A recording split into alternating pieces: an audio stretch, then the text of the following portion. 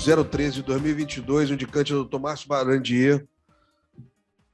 Matéria, tema número 788, de repercussão geral do Supremo Tribunal Federal, termo inicial para a contagem do prazo de prescrição da pretensão executória da sentença penal, condenatória, palavra-chave, Código Penal, controle concentrado, prescrição da pretensão executória, termo inicial de contagem, trânsito em julgado, relatora a doutora Márcia Diniz, e informo previamente, né, que o parecer está sendo apreciado ad referendo, já que havia uma urgência de natureza processual junto à repercussão geral que tramita no Supremo Tribunal Federal, e a presidência deu encaminhamento, se louvando nos termos do voto do parecer.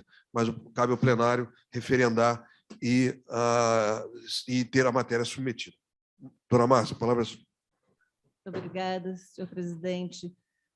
Eu cumprimento, antes de mais nada, a minha primeira sessão virtual, presencial, embora seja a sua segunda, mas é uma honra participar da sessão presencial sob a sua presidência, especialmente cercado pela doutora Edmé e pelo nosso querido Jorge Folena, o que representa muito para o Instituto dos Advogados Brasileiro ter dois advogados pretos sentados à mesa, presidindo, coordenando a nossa sessão presencial.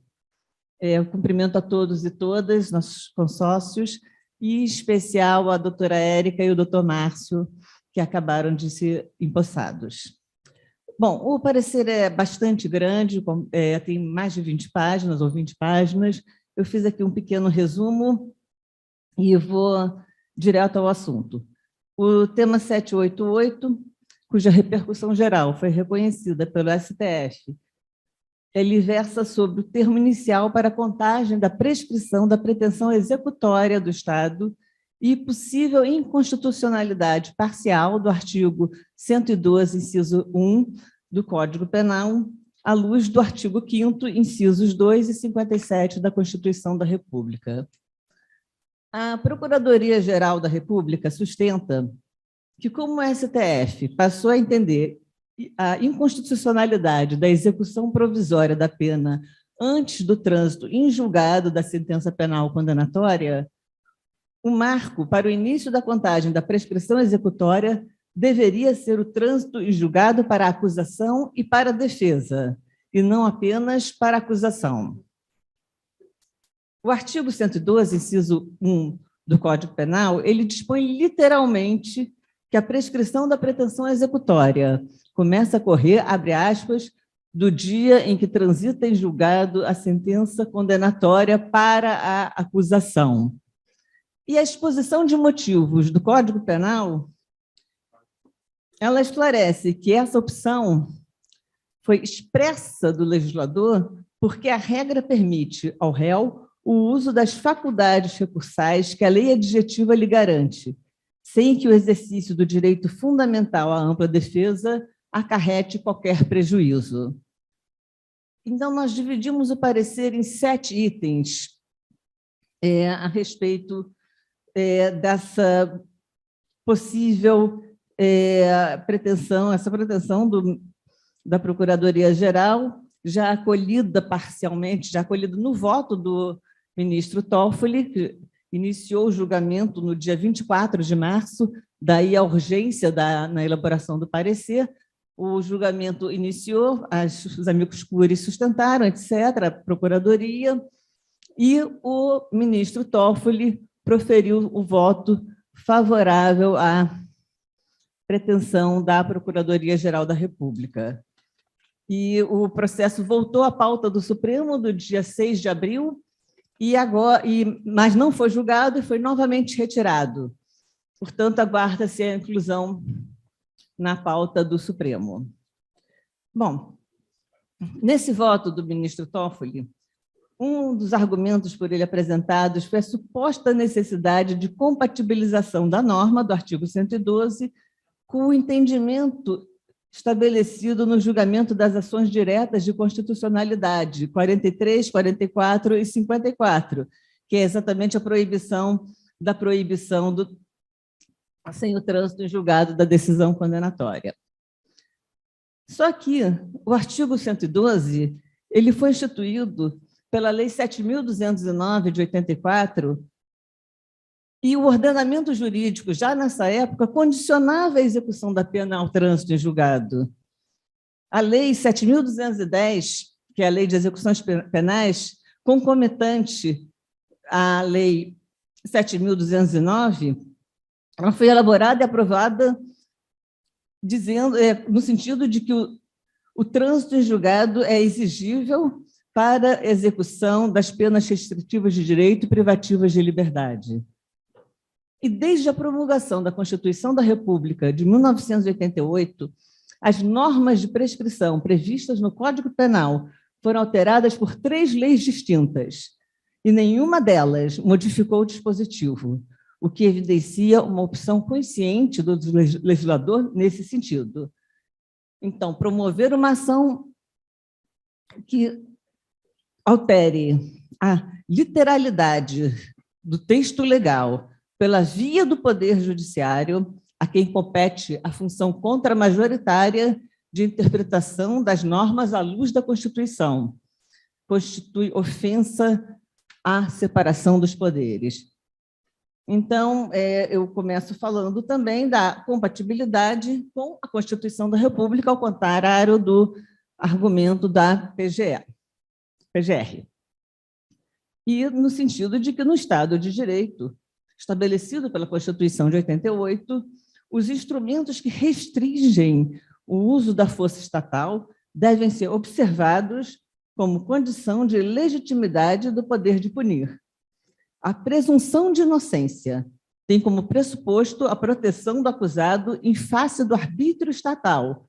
Portanto, o exercício de um direito fundamental do réu não pode ensejar a perda do outro, gerando um aumento do poder punitivo. Qualquer interpretação diversa à literalidade do artigo 112, inciso 1, implicaria em alargamento do poder de punir do Estado, em contrariedade ao texto legal e em prejuízo dos acusados.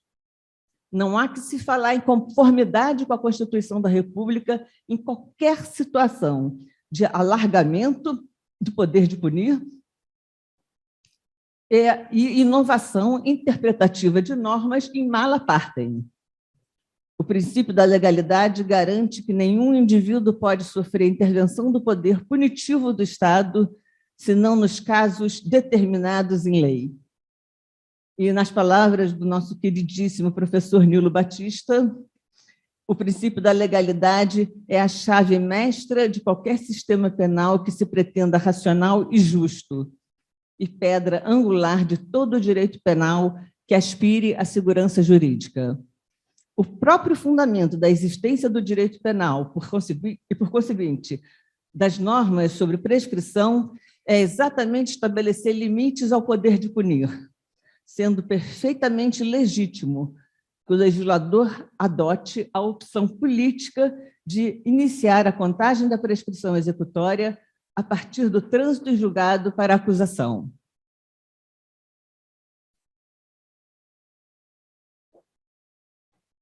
O terceiro argumento nosso é sobre a inadequação do argumento da isonomia e da paridade de armas, que é um dos argumentos que a Procuradoria-Geral da República busca no sentido de readequar a interpretação da norma, comenta o artigo 112, sob o fundamento das paridade de armas e isonomia processual entre acusação e defesa. Entretanto, paridade das armas é um princípio processual e normas sobre prescrição pertencem ao ramo do direito penal material, sujeitas a regimes principiológicos diversos. Portanto, considerando-se que a interpretação extensiva das normas processuais é algo perfeitamente natural, o que se deve levar em consideração é que a proibição de tal prática, ou seja, de interpretação extensiva em desfavor do réu, em âmbito penal material, é absolutamente proibida. E isso é um princípio basilar. Da mesma forma, normas processuais estão sujeitas ao princípio tempus regit actum, enquanto a norma penal material retroage, caso benéfico ao réu, Portanto, não há como se falar em interpretação de normas penais materiais sob a égide de princípios tipicamente processuais, que é exatamente o argumento da PGR. A função principal do processo é a preservação dos direitos do réu em face do exercício do poder punitivo do Estado. Faz parte das regras do jogo que a defesa do acusado tenha a possibilidade de recorrer das decisões que entenderem justas, exercendo a ampla defesa dentro das balizas do devido processo legal, sem que disso decorra qualquer ônus, inclusive o de ver postergado o início da contagem do prazo prescricional da pretensão executória, quando já estabelecido o teto da pena pelo trânsito em julgado para a acusação. De igual forma, não há que se falar em lesão ao ius puniendi, visto que a expressão do poder sancionador do Estado não se concretiza apenas com a execução da pena, mas pela submissão do acusado ao próprio processo penal, o que por si só já é uma pena. Em quarto lugar, nós argumentamos que contrariamos, enfim, estamos falando do argumento do Ministério Público sobre a falsa ameaça de impunidade, que a Procuradoria adota entre os seus argumentos que isso atingiria a eficácia do sistema e do combate à impunidade. O que nós temos aqui são interpretações que visam proteção de direitos fundamentais, então é preciso fazer um esforço de ponderação entre esses princípios. E, em contraposição à eficácia do sistema de justiça, ao direito fundamental, à segurança e às legítimas expectativas das vítimas, que é o argumento da Procuradoria-Geral da República, deve-se colocar na balança princípios basilares constitucionais, como a segurança jurídica, o respeito à separação dos poderes, a legalidade estrita e o devido processo legal. Nesse contexto, lembramos que o artigo 29 da Convenção Americana de Direitos Humanos, ao enumerar os critérios interpretativos, prevê o princípio pro persona, a partir do qual a interpretação dos direitos humanos deve ser sempre aquela mais favorável ao indivíduo, independentemente da matriz ou da fonte normativa. Como quinto argumento, nós chamamos a atenção para as consequências de uma decisão favorável à pretensão da Procuradoria-Geral da República, que é o aumento do contingente carcerário, e isso tem que ser enfrentado. A população brasileira prisional aumentou em 270% nos últimos 14 anos. E aí nós, no parecer, nós fazemos trazemos dados, enfim, sobre a situação lamentável que se encontra os nossos presídios e que o próprio STF reconheceu o estado de coisas inconstitucional do sistema carcerário em 2016, diante da tortura estrutural do cotidiano dos estabelecimentos prisionais e das violações recorrentes aos direitos humanos no sistema prisional brasileiro, que já foram diversas vezes reconhecidas, inclusive pela Corte Interamericana de Direitos Humanos. A adoção do entendimento proposto pelo parquê superlotaria ainda mais as penitenciárias com base em condenações antigas, cuja realidade fática se transformou completamente desde a data do crime e que rigorosamente já deveriam estar prescritas. A realidade do sistema penitenciário nacional e do sistema de justiça criminal clama com urgência por uma política desencarceradora, e a decisão pleiteada, caso acolhida pela maioria, e muito contribuirá para piorar essa caótica situação, e tal fato não pode ser olvidado na tomada de decisão que o afetará dramaticamente. Então, a gente chama atenção para esse aspecto. Eu vou resumir aqui mais um pouquinho aqui o meu resumo do parecer, que está disponível, inclusive, no site do IAB, a íntegra dele. E nós alegamos também que esse entendimento ele é incompatível com outro entendimento do STF com relação ao termo final da contagem da prescrição da pretensão punitiva intercorrente, segundo o qual, caso inadmitidos os recursos excepcionais interpostos contra as decisões definitivas dos tribunais de segundo grau, o marco do trânsito em julgado retroage à inadmissão na origem. Então, passando em seguida para o argumento número 7 do parecer, que é o seguinte: quando se iniciou o julgamento, em 24 de março, após as sustentações dos amicus curiae, o ministro Toffoli ele chamou a atenção dos demais ministros, isso foi sustentado pela Defensoria Pública da União, pela Defensoria Pública do Estado, de que, caso vença a pretensão da Procuradoria-Geral da República, eu vou pedir só um pouquinho, já estou terminando aqui,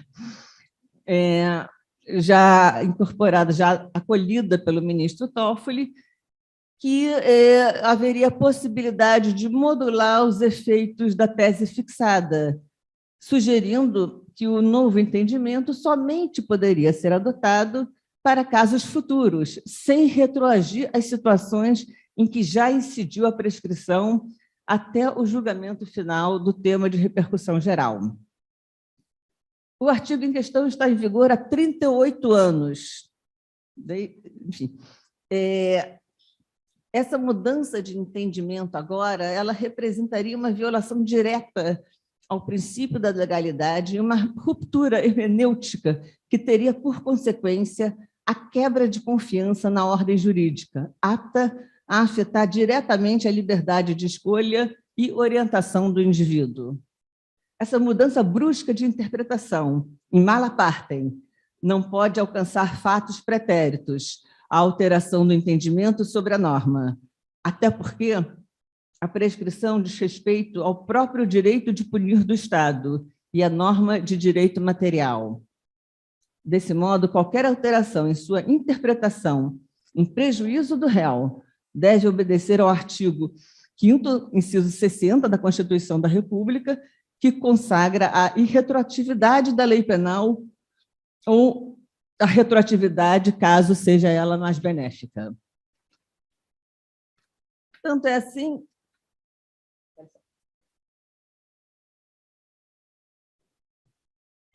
que a Lei 12.234 de 2010, justamente que modificou as regras da prescrição e eliminou a prescrição retroativa por se tratar de inovação legislativa prejudicial ao réu, somente é aplicada aos fatos ocorridos após sua entrada em vigor, como reafirmado pelo STF em diversas oportunidades. Nunca houve divergência acerca da impossibilidade de sua aplicação a fatos que a antecederam, pois é pacífico que uma norma mais rigorosa em matéria penal não poderá retroagir e incidir sobre fatos pretéritos, aplicando-se aos casos anteriores a lei em favor rei.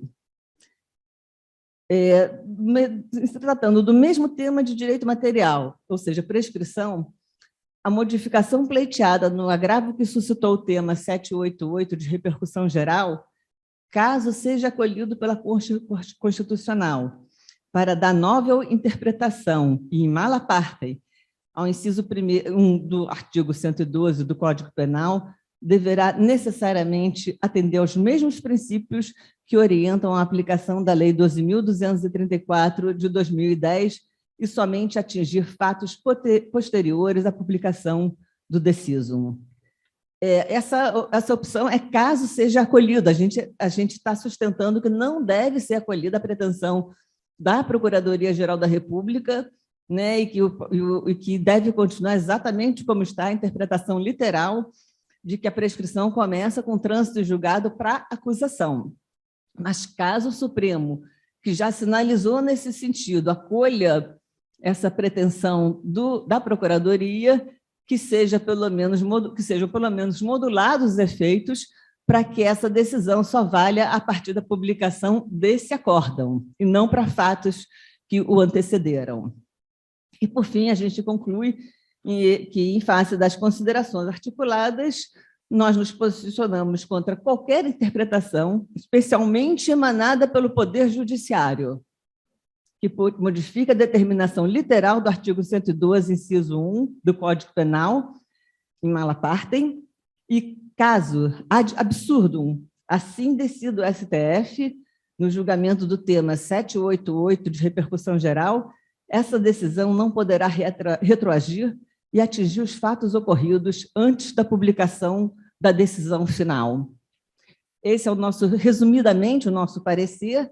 Eu queria também informar, desde logo, que esse parecer foi aprovado pelo presidente ad referendum do plenário e foi encaminhado aos ministros, a todos os ministros da Suprema Corte.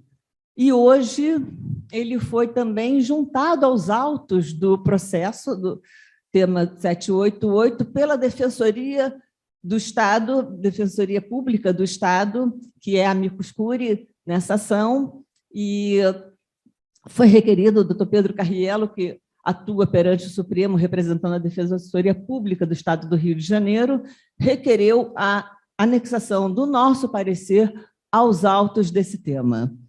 Então, o tema é esse, o parecer é esse, e o plenário do Instituto dos Advogados Brasileiros já decidiu anteriormente, prestigiando todos os nossos direitos fundamentais garantidos na Constituição, e, evidentemente, que essa interpretação, primeiro, do Supremo, do Judiciário, contra o réu, e sem passar pelo Poder Legislativo, que seria o poder competente para fazer qualquer modificação legislativa, ele fere princípios fundamentais, cláusulas pétreas, como a presunção de inocência, a ampla defesa, o devido processo legal. Portanto, o parecer, espera-se que esse plenário aprove o parecer que já foi encaminhado ao Supremo, legitimando a atuação das comissões de criminologia e de direito penal que o aprovaram, e agradecendo mais uma vez ao presidente Márcio Barandier pela indicação. Muito obrigada. Muito obrigado, doutora Márcia. Parabéns pelo parecer, parabéns pelo trabalho de ambas as comissões, um trabalho de fôlego, muito conteúdo, enfim, que certamente contribuirá, para a apreciação da matéria junto ao Supremo Tribunal Federal. Dos inscritos, enfim, o primeiro, doutor Castelar, enfim, como o doutor Márcio Barandier é indicante, vou deixar para o final. Então, depois do doutor Castelar, doutor Carlos Eduardo Machado. Enfim, então, Castelar, por favor. Senhor presidente, primeiro, parabenizar aqui a doutora Márcia Diniz pelo brilhante parecer, e o que vou falar é apenas em sufrágio às palavras que ela disse e, enfim, trazendo uma pequena contribuição. Eu considero o seguinte, que nós devemos ter em mente, quando apreciamos essa matéria, os princípios de direito penal, os antigos postulados. E um dos mais antigos que todos nós aqui, civilistas, advogados de qualquer área, tivemos nas primeiras classes de direito penal, é que o réu, o réu não pode ter sua pena aumentada quando o recurso é meramente defensivo. A pena do réu só pode ser modificada para maior quando há um recurso da acusação. E os prazos prescricionais só se alteram quando a pena é aumentada, não quando a pena é diminuída. O prazo prescricional, ele tem uma relação com o máximo da pena aplicada. Então, se o réu foi condenado a uma determinada pena e não há nenhuma possibilidade dessa pena ser modificada para maior, é aquela pena que foi inicialmente fixada que deve balizar a contagem do prazo prescricional, no caso da execução da pena. Os recursos defensivos só podem ter o condão de reduzir a pena e, portanto, de reduzir, eventualmente, o prazo, a contagem do prazo prescricional. Então, o Ministério Público, como é o titular da ação penal, se ele não recorre da sentença de primeiro grau, ele está satisfeito com aquela pena. Aquela pena foi o bastante para que ele exercitasse o poder de punir do Estado. O Estado não tem um direito de punir, o Estado tem o poder de punir. Então, a mim me parece que essa pretensão do Ministério Público de que o prazo prescricional para fins de contagem da prescrição da execução, da pretensão executória, me parece de uma lógica muito grande, porque só pode, o prazo deve começar a contar com o trânsito julgado para acusação. Por quê? Porque, a partir daí, a pena não pode ser aumentada. Se o Ministério Público não pretende, não está satisfeito com aquela pena, e essa manifestação se expressa com o fato dele não recorrer, não apresentar recurso, é a partir daí que se deve considerar o marco para a contagem do prazo prescricional. E eu estava vendo aqui uma outra questão, já estou encaminhando aqui para o final.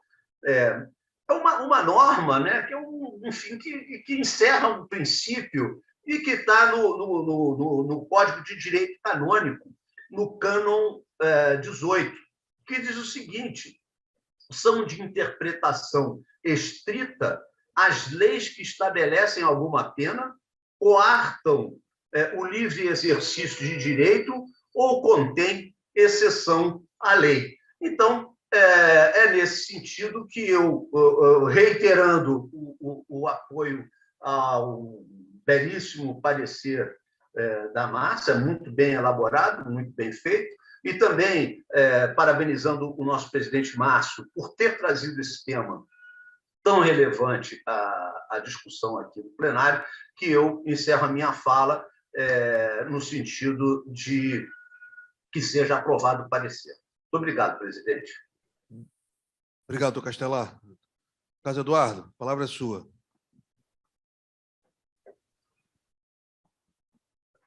Emanuel, por favor. Obrigado, presidente. Boa noite a todos. Agora, né, dentro da sessão, boa noite aos membros da mesa.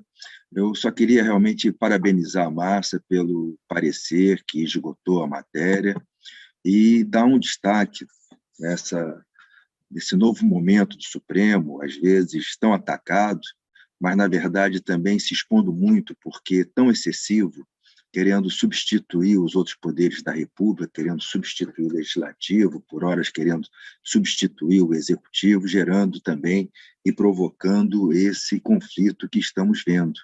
Porque o Supremo, com muito poucos penalistas, ou quase sem penalista nenhum, está querendo legislar em matéria penal, por entender que o Código Penal não está feliz na sua redação. Mas o Código Penal é claro, quando estipula que, no caso do artigo 110, que é para a prescrição depois de transitar em julgado, este código, a prescrição começa a correr, do dia em que transita em julgado a sentença condenatória para a acusação, ou a que revoga a suspensão condicional da pena ou o livramento condicional. Então, a lei é essa, gostem ou não gostem, podem não gostar, mas aí cabe ao Legislativo fazer a alteração com relação ao marco do início do prazo prescricional.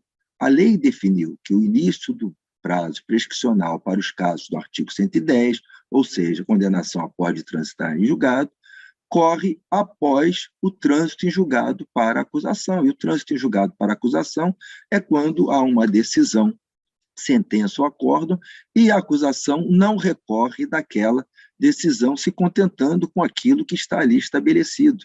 Se houver recurso da defesa, não vai haver alteração do início do marco prescricional, porque a lei é clara ao não dizer do momento do trânsito em julgado. Isso ela diz no artigo 110. Aqui ela diz no artigo do trânsito em julgado para acusação. Então, eu parabenizo a Márcia, ela abordou todos os aspectos, esse aspecto foi também abordado, e eu acho que o Supremo tem que refletir sobre essa sua fúria invasiva na seara dos outros poderes. Os poderes realmente têm os seus controles, é importante ele exercer controles da atuação dos outros poderes, mas não invadir da forma como, vez por outras, tem invadido, com aquela liminar do indulto também, que depois no plenário caiu, e essa questão aí da prescrição, eles estão querendo decidir contra o texto expresso da lei, o que eu lamento muito. Obrigado, presidente. Essa era a consideração que eu queria fazer. Obrigado, Carlos Eduardo. Sérgio Santana, enfim, nós estamos com um tempo curtinho. Senhor presidente, eu nem ia ia falar, mas eu resolvi primeiro elogiar o parecer brilhante da Márcia, né? Excelente trabalho, ouvi atento e concordo com todos os fundamentos, mas, acima de tudo, uma reflexão, né? Porque nós estamos no momento, né, do bicentenário da independência, no momento aí em que temos uma tentativa, né, de desestabilização da democracia. Então, eu acho que essa casa ela poderia liderar um debate, até pegando um gancho do que o Carlos falou, para discutir essa relação entre os poderes, né? Porque ativismo misturado com freios e contrapesos, com a necessidade da democracia ela regulamentar esse processo todo. Então, há uma necessidade, e eu acho que o IAB tem credibilidade para isso, de nós liderarmos aí debate, convidando, né, pessoas realmente, não só especialistas, mas figuras importantes desses poderes, ministros de Estado, deputados, senadores, ministro do Supremo, etc., para fazer um debate profundo, que eu acho que seria mais uma maneira do IAB contribuir com esse momento histórico. Muito obrigado. Obrigado.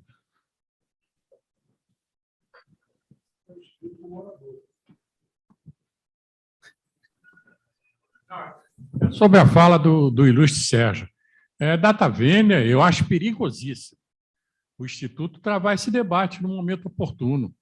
Nós vamos levantar a existência de um conflito entre poderes no momento em que a democracia está frágil no Brasil. Nós temos que olhar a situação atual do Brasil, que não é uma situação democrática.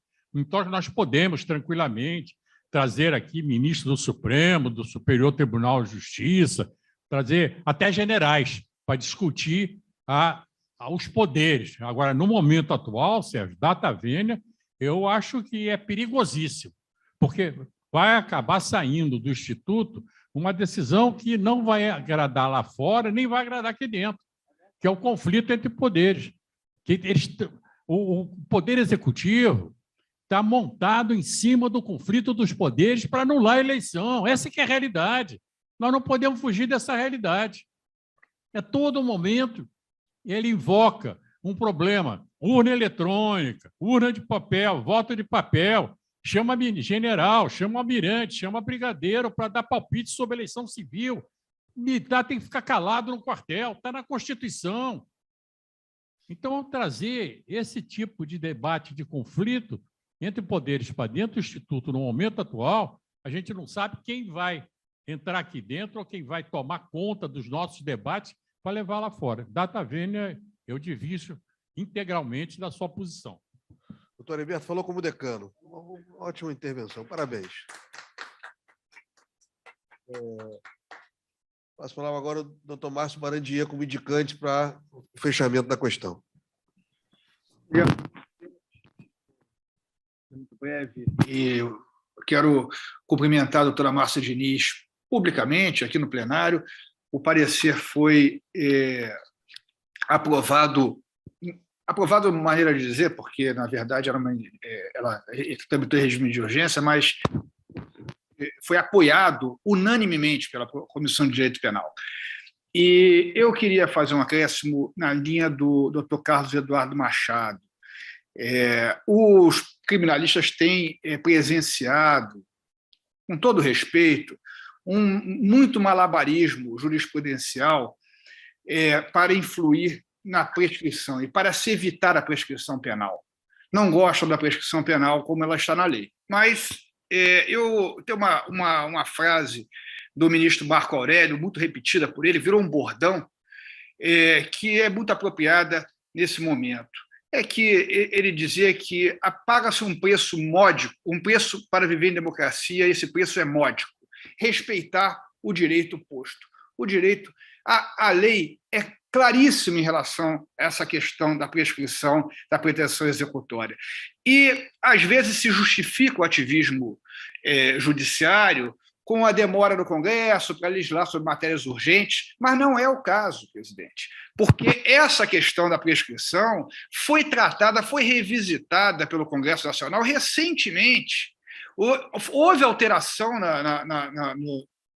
no regime da prescrição penal, houve alteração relacionada à questão da execução provisória da pena, e não se mexeu nesse ponto específico que o parecer trata. Então, houve uma opção do Congresso Nacional que deve ser respeitada, porque não se trata de nada além disso. Não é uma questão que permita dúvida interpretativa, nada disso.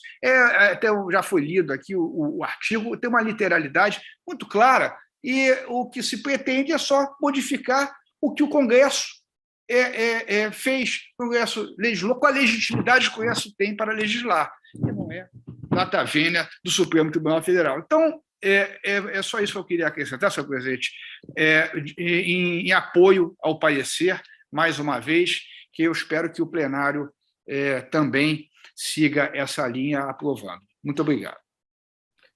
Muito obrigado, doutor Marandier. Enfim, acho que a matéria está muito bem encaminhada. Sim. Eu queria só agradecer todas as contribuições. Nós conversamos longamente com a Comissão de Criminologia e de Direito Penal. O parecer foi feito também a toque de caixa, em uma semana foi apresentado, mas nós tentamos abordar todas as questões que estavam sendo ventiladas no Supremo. E uma coisa que não está no parecer, mas que é exatamente isso, Márcio, que a gente conversou, não sei se eu cheguei a te falar. Eu fiz uma pesquisa sobre os projetos de lei no Congresso e não tem nenhum projeto de lei que pretenda qualquer modificação ou que mencione o artigo 112, inciso 1 do Código Penal. Portanto, o Legislativo não está nem um pouco preocupado com isso, e até o pacote anticrime, que veio para acirrar as questões penais, especialmente, ele não fala no artigo 112, ele não modificou o artigo 112. Então, não há sequer projeto do Legislativo que seria efetivamente o órgão competente para fazer essa modificação. Era só isso que eu queria acrescentar, que eu esqueci de falar. E o parecer, enfim, o completo, aborda-se outras questões também, outros fundamentos, os mesmos fundamentos, mas desenvolvendo assim, um pouco mais cada um deles. Muito obrigado, Márcio. Vamos pôr em votação.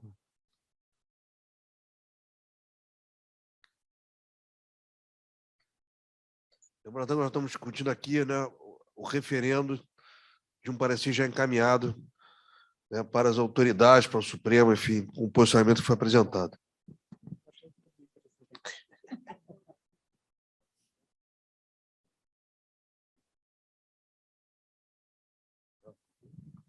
Aguardando alguns votos.